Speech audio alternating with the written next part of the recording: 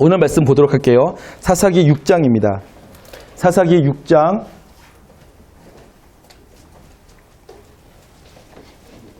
11절부터 24절까지.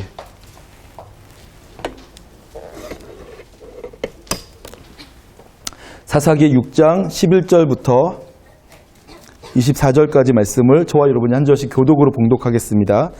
마지막 줄은 합독하고 제가 먼저 보겠습니다. 여호와의 사자가 아비에셀 사람 요아스에게 속한 오브라에 이르러 상수리 나무 아래에 앉으니라. 마침 요아스의 아들 기드온이 미드안 사람에게 알리지 아니하려 하여 밀을 포도주 틀에서 타작하더니 여호와의 사자가 기드온에게 나타나 이르되 큰 용사여 여호와께서 너와 함께 계시도다 하매 기드온이 그에게 대답하되 오 나의 주여 여호와께서 우리와 함께 계시면 어찌하여 이 모든 일이 우리에게 일어났나이까. 또 우리 조상들이 일찍이 우리에게 이르기를 여호와께서 우리를 애굽에서 올라오게 하신 것이 아니냐 한 그 모든 이적이 어디 있나이까. 이제 여호와께서 우리를 버리사 미디안의 손에 우리를 넘겨주셨나이다 하니 여호와께서 그를 향하여 이르시되 너는 가서 이 너의 힘으로 이스라엘을 미디안의 손에서 구원하라. 내가 너를 보낸 것이 아니냐 하시니라. 그러나 기드온이 그에게 대답하되 오 주여 내가 무엇으로 이스라엘을 구원하리이까. 보소서 나의 집은 므낫세 중에 극히 약하고 나는 내 아버지 집에서 가장 작은 자니이다 하니 여호와께서 그에게 이르시되 내가 반드시 너와 함께하리니 내가 미디안 사람 시게를 한 사람을 취직하리라 하시니라. 기드온이 그에게 대답하되 만일 내가 주께 은혜를 얻었사오면 나와 말씀하신 이가 주 되시는 표징을 내게 보이소서. 내가 그를 가지고 다시 주께로 와서 그것을 주 앞에 드리기까지 이곳을 떠나지 마시기를 원하나이다 하니 그가 이르되 내가 너 돌아올 때까지 머무르리라 하니라. 기드온이 가서 염소 새끼 하나를 준비하고 가루 한 에바로 무교병을 만들고 고기를 소쿠리에 담고 국을 양품에 담아 상수리 나무 아래 그에게로 가져다가 드리매 하나님의 사자가 그에게 이르되 고기와 무교병을 가져다가 이 바위에 붓고 국을 부으라 하니 기드온이 그대로 하니라. 여호와의 사자가 손에 잡은 지팡이 끝을 내밀어 고기와 무교병에 대니 불이 바위에서 나와 고기와 무교병을 살랐고 여호와의 사자는 떠나서 보이지 아니한지라.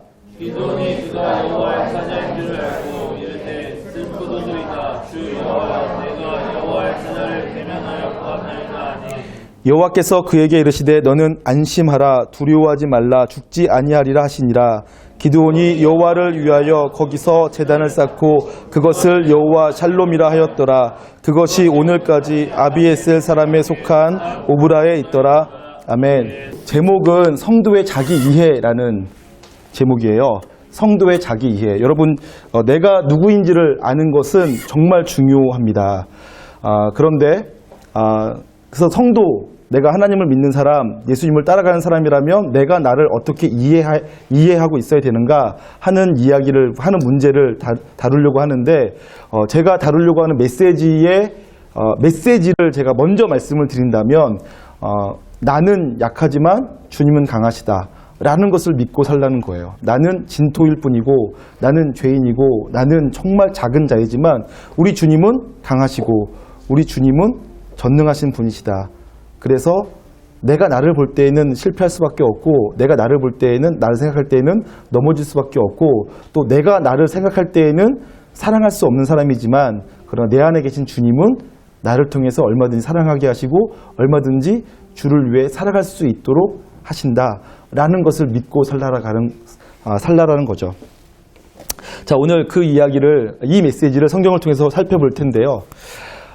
사사기 6장에서 우리가 지난주 살펴본 것처럼 기드온에 관한 기사가 기록되고 등장하고 있어요. 그런데 처음에 어떻게 등장하냐 하면 이스라엘 백성이 또 여호와의 눈 앞에서 목전에서 악을 행하였대요. 그래서 여호와께서 그들을 징계하셔서 미디안의 손에 7년 동안 넘겨주셨대요. 그래서 이스라엘 백성은 미디안 사람들과 싸웠다 하면 졌고 그래서 이스라엘 사람들이 미디안 사람을 피해서 산으로 도망을 갔어요. 산에다가 굴을 파고 움막을 짓고 살았고 또 미디안 사람들을 방어하기 위해서 산성을 지어놓고 그 뒤에 숨어서 살았어요. 그러면서 그들이 이스라엘 사람들이 혹시라도 곡식을 씨앗을 뿌리면 미디안 사람들이 뭐 메뚜기처럼 올라와가지고 모든 곡식을 다 빼앗아 간대요. 그리고 소나 양이나 나귀도 다 가지고 간대요. 그래서 이스라엘 사람들이 그러한 미디안 사람들 때문에 궁핍함이 너무 심해지게 된 거예요. 그것이 무려 몇 년? 7년 동안 계속된 거예요. 너무 힘들었어요. 너무 괴로웠어요. 그래서 그들이 궁핍함이 심한지라 이에 하나님께 부르짖기 시작했어요. 그래서 이스라엘 백성이 하나님께 부르짖으니까 하나님께서 그 부르짖음에 대해서 응답하시는데 그 응답하시는 내용이 독특하다고 했어요. 지난주에 말씀드렸죠. 본래 우리가 하나님께 이스라엘 백성이 구한 것은 아마도 어떤 거였겠어요? 너무너무 살기 힘듭니다. 먹을 것 좀 주세요. 너무너무 힘듭니다. 미디안 사람 좀 물리쳐 주세요. 뭐 이렇게 기도했을 터인데 그런데 하나님께서 그들이 부르짖음에 응답하시는 내용이 뭐냐면 한 선지자를 보내신 거래요. 선지자를 보내서는 그들을 책망하셨어요. 뭐라고 책망하셨냐 하면 내가 너희를 애굽에서 건져내서 광야를 통과하게 해서 이 가나안 땅에 들어가게 했다. 이 가나안 땅을 내가 너에게 주었다. 그 주면서 내가 너에게 하는 말이 가나안 땅에 있는 신들을 두려워하지 말라고 말하였는데 너는 어째서 가나안 땅에 있는 신들을 두려워하느냐라고 책망하신 거죠. 무슨 말이에요? 하나님이 애굽에서부터 전능하신 힘으로 이스라엘을 건져내셨어요. 광야를 통과하게 하셨어요. 만나와 메추라기로 40년간 먹이셨고요. 반석에서 물이 나게 하셨어요. 홍해를 가르셔서 육지처럼 건너가게 하셨고 그러한 놀라운 일을 행하신 분이 하나님이세요. 가나안에 있는 7 족속을 다 몰아내게 하시고 몰아낼 때마다 하나님께서 힘을 주셨어요. 이기게 하신 거죠. 그렇게 전능하신 하나님이 이스라엘 사람들이 하나님이신데 이스라엘 사람들은 바보같이 그 하나님이 자기들의 하나님임에도 불구하고 그 하나님으로부터 말하자면 쫓겨난 가나안 땅의 신들을 두려워하고 있는 거예요. 그러니 하나님께서 얼마나 답답하셨겠어요. 그래서 이스라엘 백성에게 내가 너희에게 두려워하지 말라고 하였는데 너희는 왜 두려워하고 있느냐라고 책망하셨어요. 그런데 그렇게 책망하신 다음에 뜬금없이 지금 기드온이 등장한 거예요. 자, 근데 뜬금없이 등장했다는 말이 중요한데 사실은 기드온이 등장한 것이 아니라 비추고 있던 카메라의 앵글이 바뀐 거죠. 이스라엘 전체를 좀 보여주고 멀리서 이스라엘 전체의 상황이 어떤지를 보여주고 있다가 이스라엘 사람이 막 부르짖어요. 그러니까 갑자기 포커스가 한 선지자에게 딱 맞춰진 거예요. 그 선지자가 하는 이야기, 그 메시지가 선포되어지는 장면을 딱 찍었어요. 그런 다음에 다시 카메라 렌즈가 기드온에게 딱 비춰주는 거예요. 화면이 바뀌는 거죠. 그래서 지금 기드온을 딱 카메라가 비추고 있는데 기드온이 지금 뭘 하고 있어요? 뭘 하고 있냐면 타작을 하고 있어요. 밀을 타작하고 있는데 그런데 그 타작을 타작 마당이 넓었는데 그 타작 마당에서 대놓고 하지 못하고 포도주 틀에서 숨어서 하고 있대요. 왜요? 포도주 틀에서 하면 더 맛있었기 때문에가 아니고 포도주 틀에서 해야지 뭐 밀을 잃지 않기 때문에 그런 것이 아니고 미디안 사람들이 두려워서 미디안 사람들에게 들키지 않으려고 미디안 사람들이 그걸 보면 또 빼앗아갈 테니까 빼앗기지 않으려고 숨어서 포도주 틀에서 밀을 타작하고 있는 거예요. 그러니까 기드온이 사실은 뭐 어떤지 우리가 이제 살펴봐야겠지만 지금의 모습으로 보면 아주 옹색한 모습이죠. 이렇게 웅크리고 숨어서 하고 있는 그러한 좀 안타까운 모습이 보여지고 있는 거예요. 그런데 그때 여호와의 사자가 등장을 해요. 성경에 보면 마침 여호와의 사자가 그곳에 있었어요. 그러더니 기드온에게 나타나서는 이렇게 말을 하는 거예요. 큰 용사여 이렇게 얘기하죠. 한번 살펴볼까요? 12절입니다. 지금 기드온이 뭐 하고 있다고요? 숨어서 포도주 틀에서 밀을 타작하고 있어요. 그 모습은 어떻게 보인다고요? 옹색해 보이고 있어요. 그런데 그러한 기드온을 향해서 여호와의 사자가 뭐라고 말했는지 12절 여호와의 사자가 기드온에게 나타나 이르되 큰 용사여 여호와께서 너와 함께 계시도다 이렇게 얘기했다는 거예요. 여러분 이 말이 기드온이 들을 때 어떻게 들렸을까요? 여러분이 지금 미디안 사람들이 두려워서 숨어서 밀을 타작하고 있어요. 그렇게 숨어서 뭔가를 하고 있는데 하나님의 사자가 나타나서 큰 용사여 하나님 너와 함께 하시도다 라고 말하면 그 듣는 사람은 어떻게 들릴까요? 지금 나를 비꼬는 건가? 이렇게 들릴 수 있겠죠. 이게 지금 무슨 말인가 도대체 어울리지가 않는 말이에요.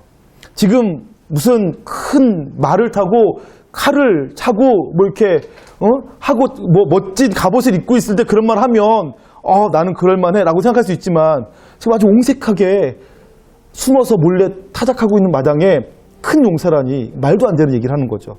그래서 기드온이 그 하나님의 사자에게, 여호와의 사자에게 마치 항변하듯이 이렇게 말해요. 만약 하나님이 나와 함께 하신다면, 큰 용사란 걸 둘째치고 하나님이 정말 나와 함께 하신다면 나와 이스라엘 민족의 상황이 왜 이렇게 안 좋습니까? 7년 동안이나 미디안 사람들에게 이렇게 핍박받으며 살도록 왜 내버려 두십니까? 이렇게 항변하는 거예요. 그리고 내가 듣기로 우리 조상들은 광야를 통과해서, 애굽에서 광야를 통과해서 여기까지 왔다고 하고 그때에는 수많은 기적과 이사가 나타났다고 하는데 나는 기적을 한 번도 본 적이 없습니다. 하나님 나 함께 하신다면 그 기적들은 다 어디 있습니까? 하고 항변한 거예요. 기드온으로서는 그럴만하죠. 7년 동안이나 압제를 받았어요. 지금 자기도 두려워서 숨어서 미를 타작하고 있어요.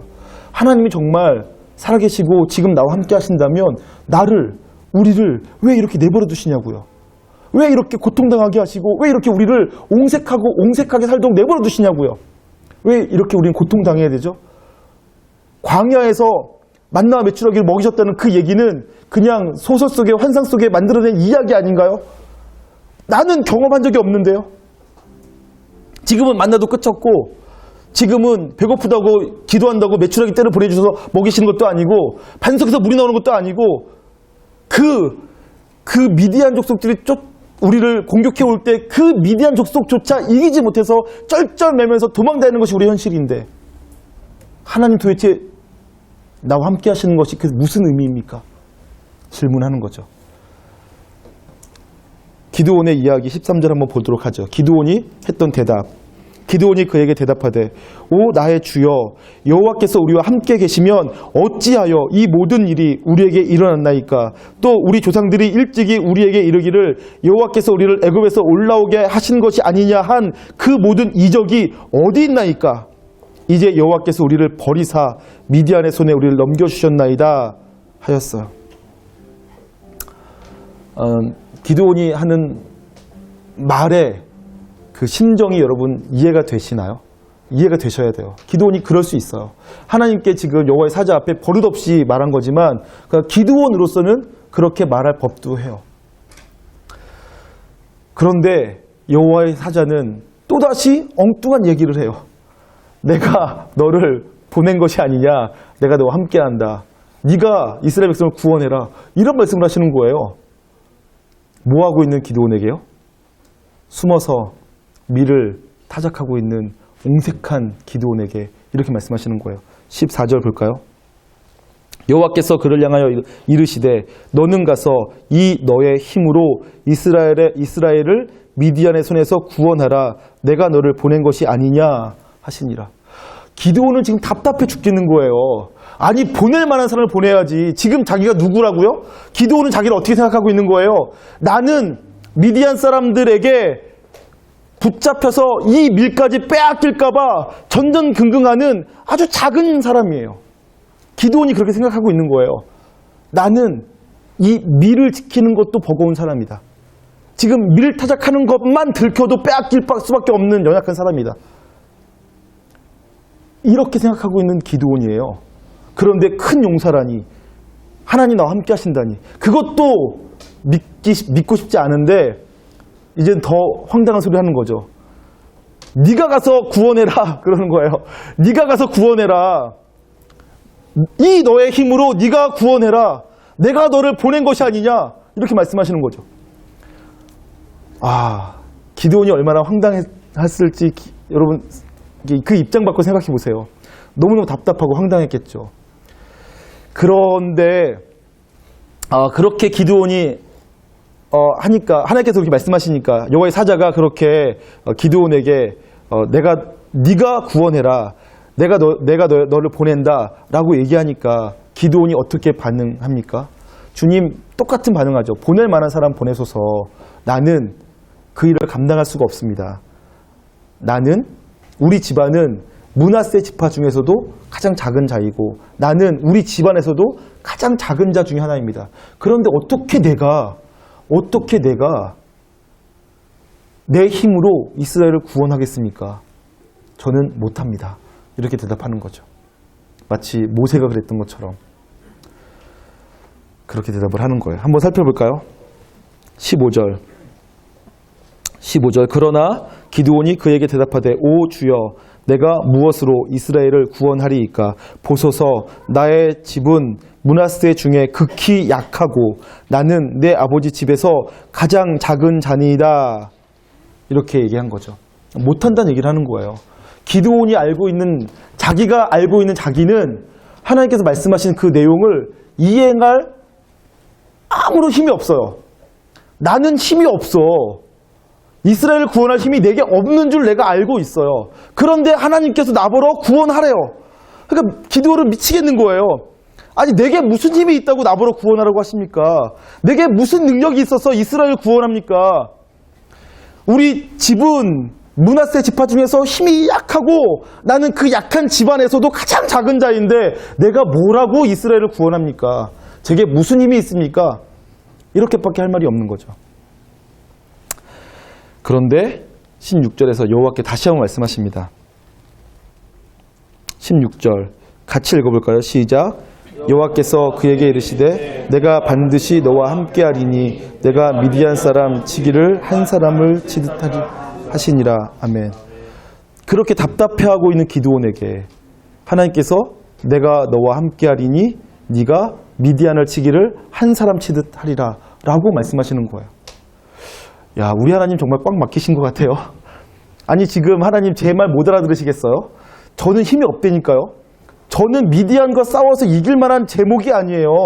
저는 군사훈련도 받아본 적이 없고 저는 뭐 누가 저를 왕으로 세워준 적도 없고 저는 아무것도 아닌 쥐꼬리만한 힘도 없는 사람이에요.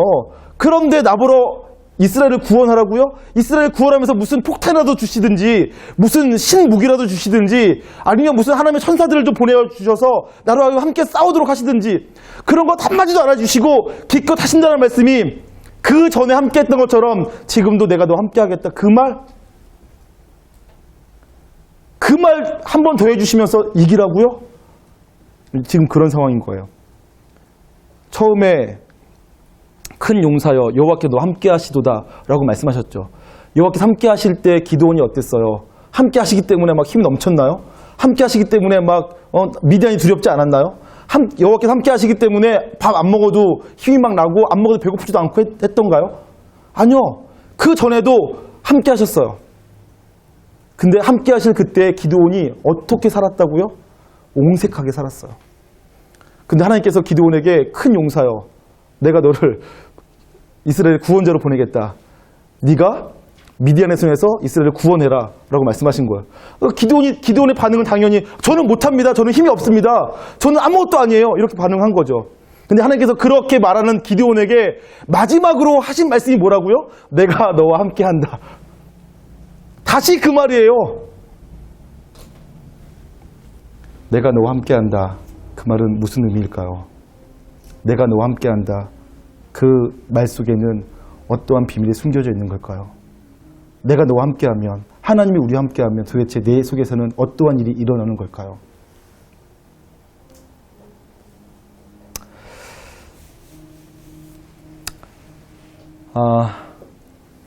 제가 어렸을 때였던 것 같아요. 초등학교 때 선생님 한 분이 전도사님이 설교하시면서 이렇게 하셨어요. 이렇게 종이 한 장을 보여주신 다음에 이 종이를 누가 구길 수 있냐고. 그래서 누가 손드니까 나와보라고 해서 구겨보라고 해서 구겼어요. 잘 구겨지죠. 이렇게 구겼어요. 찢어보라고. 그랬더니 이렇게 막 쭉 찢어요. 잘 찢어지죠. 그런데 전사님께서 뒤에다가 풀을 바르더니 강대상 벽에다가 앞에다가 딱 붙이신 거예요. 그리고서는 다시 구겨보라고. 구길 사람이 없죠. 강대상과 붙어 있으니까. 구기려면 강대상을 구겨야 되잖아요. 찢어보라고. 찢을 수가 없죠. 찢으려면 강대상을 찢어야 되니까. 그러면서 그런 말씀 하시더라고요. 우리는 이렇게 약하다. 그런데 주님과 함께하면 이렇게 강하다. 라고 말씀하셨어요. 그때는 그 말을 잘 몰랐는데 성경을 보니까 그 말씀이 성경에 수없이 많이 써 있더라고요. 너희들은 연약한 자들이다. 너희는 진토에 불과하다. 먼지에 불과하다. 너희는 죄인이다. 너희는 아무것도 아니다. 너희 스스로는 아무런 가치가 없다. 그런데 내가 너 안에 있으면 그럼 너는 무한한 가치를 지닌 보배가 된다. 너희는 그냥 질그릇이다. 질그릇이니까 아무 때든지 깨질 수도 있고 아무 때 버려도 전혀 아깝지 않다. 그런데 그 질그릇 안에다가 보화 예수 그리스도가 담겨져 있으면 그 질그릇은 더 이상 쉽게 깨져서는 안 되고 쉽게 버려져서는 안 되는 보석함이 되는 것이다. 너희는 질그릇이지만 내가 들어가 있는 질그릇인 너희들은 지금부터는 그냥 질그릇이 아니라 보석함이 되는 거다. 무슨 말인지 이해하시죠? 여러분과 저는 약합니다. 그것이 우리의 진짜 모습이에요. 우리는 사랑할 수 없고요. 용서할 수 없고요. 의를 행할 수가 없어요. 내 안에는 선한 것이 아무것도 없습니다. 그런데 내 안에 계신 주님, 주님이 나와 함께 하시면, 주님께서 내 안에 계셔서 내 속에서 역사하기 시작하시면, 그러면 그때부터 나는 아무것도 아닌 존재가 아니에요. 나는 하나님의 자녀이고, 나는 우리가 좀 아까 찬양했던 것처럼, 세 번째 찬양한 것처럼 교회가 되는 거예요. 내가 교회가 되는 거예요. 나를 통해서 생명이 흘러가게 되는 거예요. 내가 하는 것이 아니라 내 안에 계신 주님께서 그렇게 하시는 거죠. 성도의 자기 이해 어떻게 해야 됩니까? 나는 연약합니다. 나는 죄인입니다. 나는 아무것도 아닙니다. 그러나 내 안에 계신 주님은 하나님이시고 그 하나님이 내 안에 계시기 때문에 나는 교회입니다. 나는 성도입니다. 나는 강한 자입니다. 이런 고백을 하게 되는 거죠. 그래서 여러분들 이 세상에 무엇도 여러분들을 무시할 수가 없어요. 여러분들은 예수님, 생명의 주 되신 예수님을 소유한 사람들이기 때문에 이 세상에 있는 그 무엇도 여러분의 가치와 비교할 수 없어요. 저희 희준이, 승준이가 어디서 듣고 왔어요. 주일학교 선생님이 알려줬다고 하더라고요. 아빠, 나는 예수님 짤이야. 그러는 거예요. 예수님 짤이? 그게 뭐야? 그랬더니 하는 말이 예수님이 나를 사랑하셔서 나를 사셨는데 그 값이 예수님이래. 그래서 나는 내 가격은 예수님 짤이래. 그러면서 얘기하더라고요. 제가 그 말 듣고 너무 감격했어요. 아, 그래. 나는, 여러분 한 명 한 명은 예수님께서 너무 사랑하셔서 예수님을 버려, 예수님을 팔아 산 생명이기 때문에 여러분들은 얼마짜리라고요? 예수님 짤이라고요. 그만큼 소중하고 가치 있다고요. 나 개인은 약하고 죄인이고 아무것도 아니지만 예수님과 함께 있는 나, 예수님으로 인하여서 생명을 얻은 나는 예수님 짤이가 되는 거예요. 하나님처럼 되는 거죠. 우리의 가치가. 우리가 그런 귀한 존재라는 것을 믿고 살아가는 저와 여러분 되셨으면 좋겠습니다. 그래서 찬송가 중에 이런 찬송가 있어요. 예수 사랑하심을 한 번만 칠까요? 예수 사랑하심을. 찬송가 몇 장이었죠? 제가 찬양을 부를 텐데요. 여러분들은 안 피셔도 돼요. 반주자만 치면 되니까. 반주자만, 네. 563장이요? 네. 저를 보세요. 칼 바르트라는 신학자가 있어요. 우리 교단에서는 별로 안 좋아하는 신학자이신데, 근데 20세기에 가장 많은 교의학 서적을 쓰신 분이세요. 그분의 신학을 다 동의할 수 없지만 어쨌든 그분이 쓰신 책이 어마어마한데, 그래서 어떤 신문 기자가 칼바르트에게 가서 물어봤대요. 당신의 신학을, 그렇게 방대한 서적을 쓰신 당신의 신학을 한마디로 요약할 수 있습니까? 라고 물어봤더니 그분이 이렇게 얘기하시는 거예요. 예수 사랑하심은 거룩하신 말일세. 우리들은 약하나 예수 권세 강하다. 그것이 나의 신학이다. 이렇게 얘기했다는 거예요. 뭐라고요? 우리들은 약하나 예수 권세 많도다. 저는 여러분과 제가 아주 쉽게 이 찬양의 1절 가사를 기억했으면 좋겠어요. 나는 약하나 예수님은 강하시다. 나는 아무것도 아니지만 내 안에 계신 주님은 강하시다. 그래서 나는 주님과 함께 무엇이든지 할 수 있다. 나는 할 수 없어도 주님은 하실 수 있다. 나는 용서할 수 없지만 내 안에 계신 주님이 나로 하여금 용서할 수 있게 하신다. 나는 사랑할 수 없지만 내 안에 계신 주님은 사랑할 수 있게 하신다. 나는 쉽게 절망하지만 내 안에 계신 주님은 절대로 절망하지 않으시는 분이다. 나는 쉽게 포기하는 사람이지만 내 안에 계신 주님은 절대로 포기하지 않으시는 분이다. 그래서 내가 내 생각, 내 의지대로 살지 않고 주님의 생각, 주님의 의지대로 살겠다. 그래서 내 삶으로 살아가는 인생이 아니라 내 안에 계신 주님의 삶으로 살아가는 인생이 되길 원한다. 아무것도 아닌 먼지로 살아가는 인생이 아니라 이 세상 무엇과도 바꿀 수 없는 주님의 가치로 살아가는 인생이 되길 원한다. 이렇게 고백하며 살아가는 저와 여러분 되셨으면 좋겠습니다. 1절만 찬양하죠.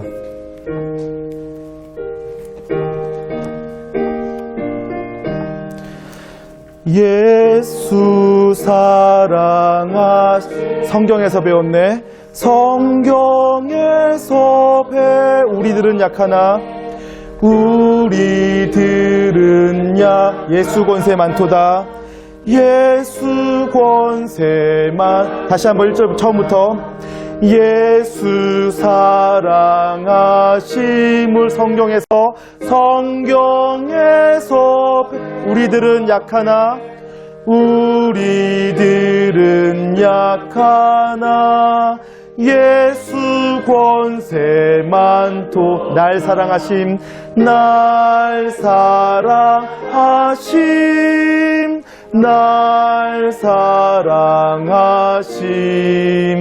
날 사랑하심 성경에 써 있네. 할렐루야.